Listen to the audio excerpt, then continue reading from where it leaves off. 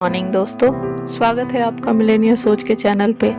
आज मैं आपको 3 ऐसी कहानियाँ शेयर करने जा रही हूँ जो आपको मोटिवेट तो करेंगी ही, साथ साथ ऐसी एजुकेशन देंगी जो कहीं ना कहीं आपकी सोच को बदल देंगी।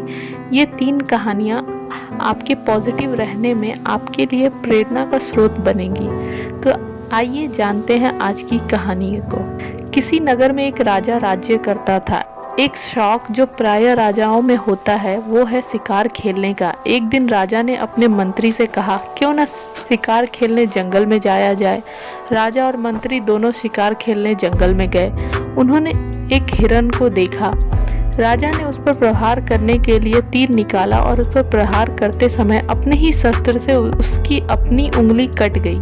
मंत्री ने यह देखा तो कहा, ईश्वर जो कुछ करता है अच्छा ही करता है।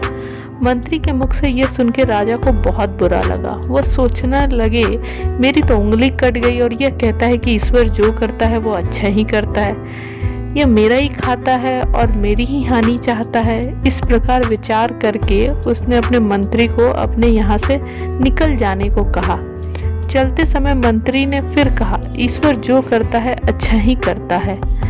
कुछ दिन के बाद राजा पुनः शिकार खेलने गया। एक हिरण का पीछा करते करते एक जंगल में जा पहुंचा। हाथी, घोड़े, नौकर चाकर सब पीछे रह गए। जंगल में एक कबीला पूजन कर रहा था। उन्हें देवी के लिए नर की बलि देनी थी। तभी अचानक उनकी दृष्टि राजा पे पड़ी। बलि के लिए उन्होंने राजा को पकड़ लिया। राजा को बलि के लिए खड़ा किया गया तो किसी की निगाह अचानक राजा की कटी हुई उंगली पर पड़ी। राजा का अंग भंग होने के कारण उन लोगों ने राजा को छोड़ दिया। फिर भटकता हुआ राजा अपने राज्य में वापस पहुंच गया। उसने सोचा, इसी कटी हुई उंगली ने आज मेरे प्राण बचाए हैं। उसे मंत्री की बात का अर्थ समझ में आ गया और उस मंत्री को पुनः मंत्री पद पर रख लिया। राजा ने मंत्री से पूछा, मेरी उंगली जब कटी थी तब तो मुझे समझ में नहीं आया था, लेकिन अब ये समझ में आ गया कि क्या अच्छा हुआ, क्योंकि कटी उंगली के कारण मेरे जान बच पाई।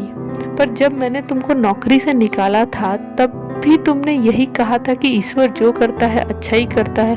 उसका क्या अर्थ है? मंत्री ने उत्तर में कहा, महाराज, यदि आपने मुझे निकाल न दिया होता तो मैं भी उस दिन आपके साथ शिकार पर गया होता और मेरे अंग ना भंग होने के कारण उस कबीले के लोग अपनी कुल देवी को प्रसन्न करने के लिए मेरी बलि जरूर चढ़ा देते।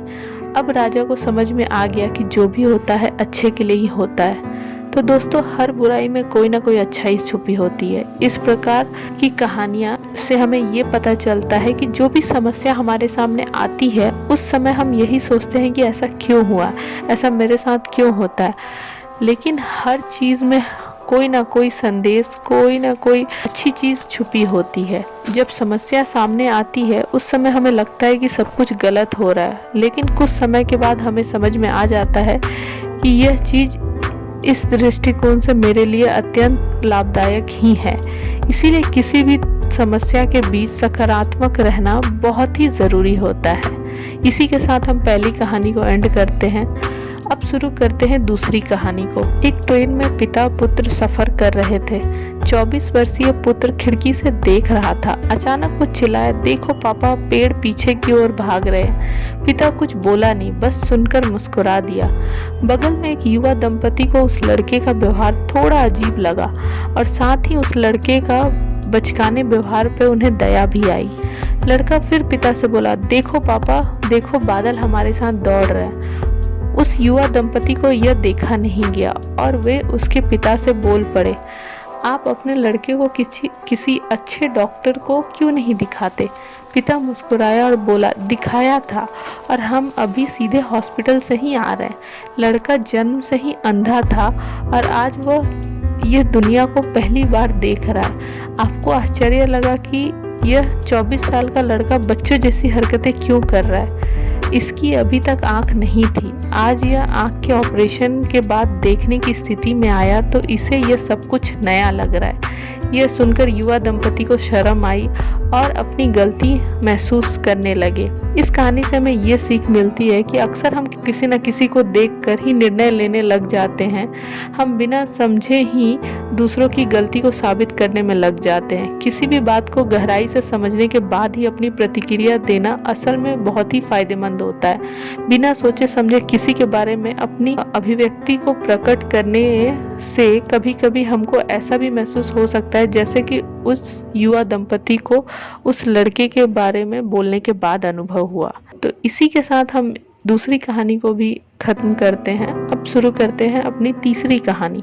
यह घटना सन 1492 की है, जब कोलंबस अपने महान यात्रा पर निकलने वाला था। चारों तरफ नाविकों में हर्षोल्लास का वातावरण था, परंतु गांव का ही एक युवक फ्रोज नाम का बहुत ही डरा हुआ था और वह नहीं चाहता था कि कोलंबस और उसके साथी इस खतरनाक और दुस्साहसी यात्रा पर जाएं। इसलिए वह नाविकों के मन में समुद्री यात्रा के प्रति डर उत्पन्न कर देना चाहता था। एक बार फ्रोज की मुलाकात पिज़ारो नाम की साहसी युवा नाविक से हुई। फ्रोज ने उससे मिलते ही सोचा कि ये एक अच्छा मौका है, पिज़ारो को डराया जाए, और उसने इसी नियत से पिज़ारो से पूछा, तुम्हारे पिता की मृत्यु कहाँ हुई थी? दुखी स्वर में पिज़ारो ने कहा, समुद्री तूफान में डूबने के कारण।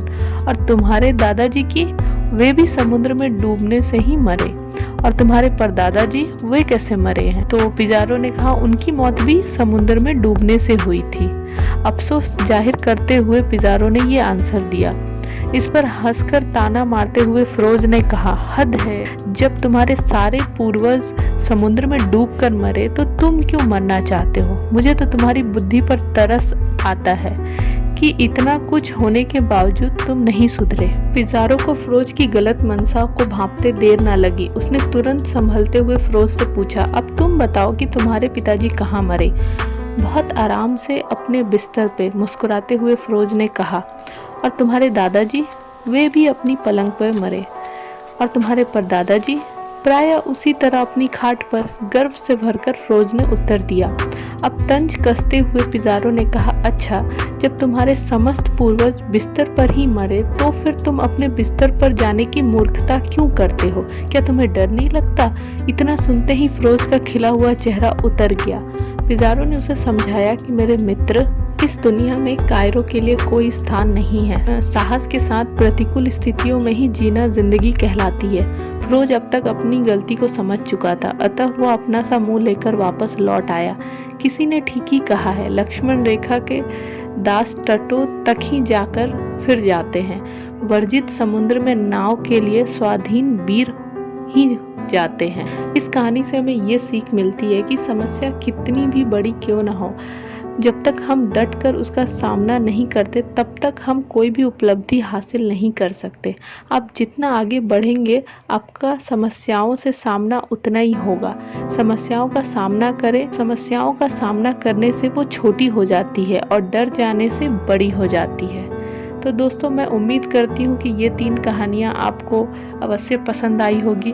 कृपया कमेंट के माध्यम से हमें ज़रूर बताएं। आपके कोई भी प्रश्न या सुझाव का हम स्वागत करते हैं। जो भी आपके सजेशंस हैं आप उन्हें कमेंट के माध्यम से हमें बता सकते हैं। कृपया इस वीडियो को ज़्यादा से ज़्यादा शेयर करें, और साथ ही साथ अगर इस चैनल पे आप अपना कोई आर्टिकल या कोई स्टोरी को शेयर करना चाहते हैं तो हमें ईमेल करें। ईमेल आईडी डिस्क्रिप्शन बॉक्स में है। हमें वो स्टोरी पसंद आने पर हम उसे आपके नाम के साथ यहाँ पे अपलोड करेंगे। आपका ये कीमती समय देने के लिए दिल से धन्यवाद। बहुत जल्दी हम एक और नई स्टोरी के साथ मिलेंगे। तब तक के लिए धन्यवाद।